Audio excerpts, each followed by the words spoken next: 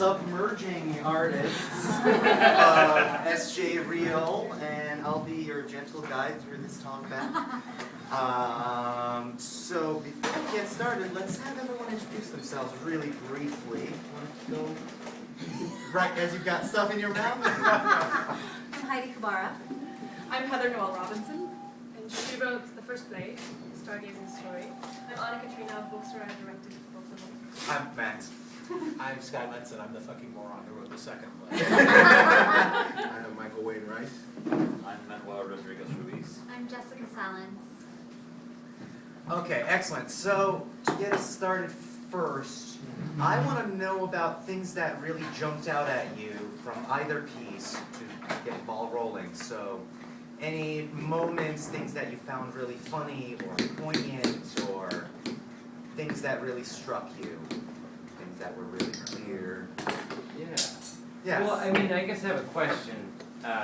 I'm wondering if the playwrights, they saw the opportunity, well, I know the second piece, they saw the opportunity to perform a piece in this space at this time, but for the first piece, was it something you had always written and something you always wanted to do, or you saw that the opportunity to do it came and you wrote a piece?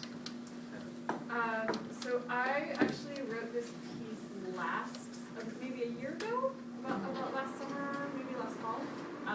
And then when the opportunity presented itself, I was like, oh, I can actually work on this piece. And actually the process really made some things a lot clearer, and I made some discoveries about what was working and not working. So that was really... We talked a lot about what Yeah. specific age they were in each scene, and that changed a bit through the rehearsal process. And Anna Katrina has much more experience with kids than I do, so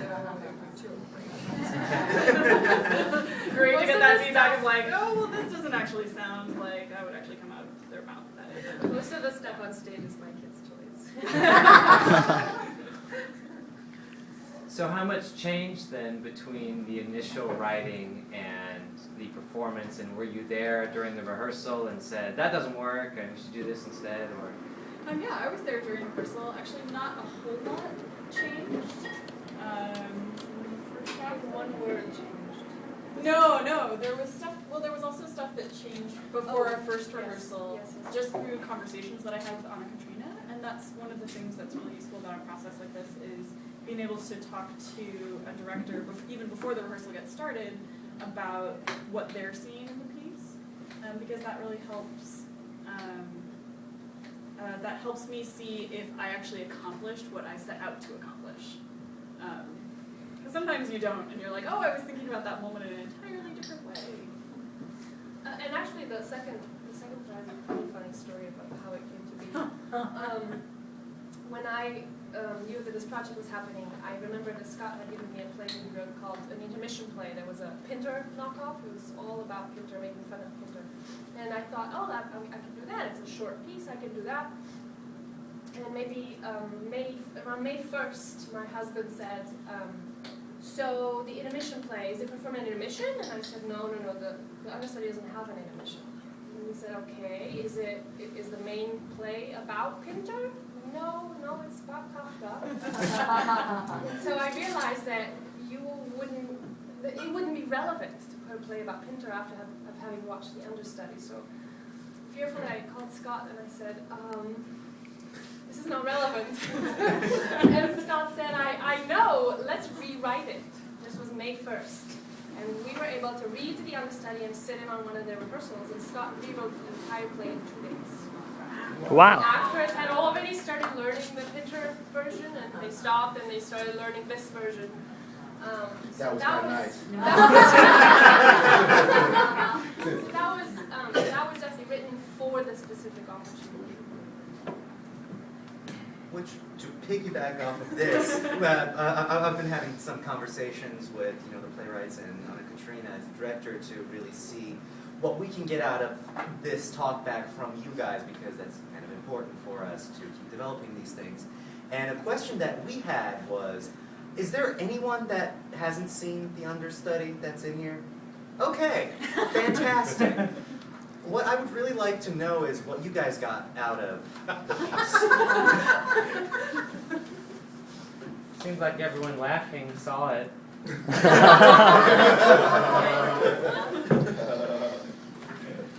But it seemed like it was written, for the opportunity to be performed after the understudy.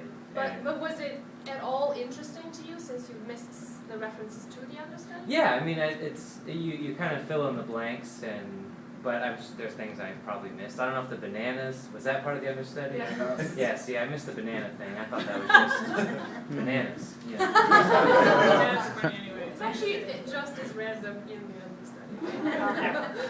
Yeah, but I think that's really smart to take a short play and come off of everyone seeing this, and so that it's fresh in their minds, and then you satirize the idea of even performing in this space too. It's really fun. I was very appreciative that you weren't making fun of my play. I loved your play. Actually, I loved the understudy too. When the Pinter play was part of the Pinter Festival, and I was very appreciative that one reviewer said that it came out of a place of love. That when you make fun of something, and I hope that came across how much I enjoyed the understudy. That the last thing I wanted it to be was mean-spirited and nasty about the play itself. The play is so rich in language. It's a field they play with, and the same thing certainly with Harold Pinter. It's so rich, you can have so much fun riffing off of all of these mannerisms and stuff like that. And I think that's one thing I hope it came across, that it was an affectionate lampoon and not a. Sometimes you do feel like it's really, I hate this guy, when they really give it to him, So I hope that the affection.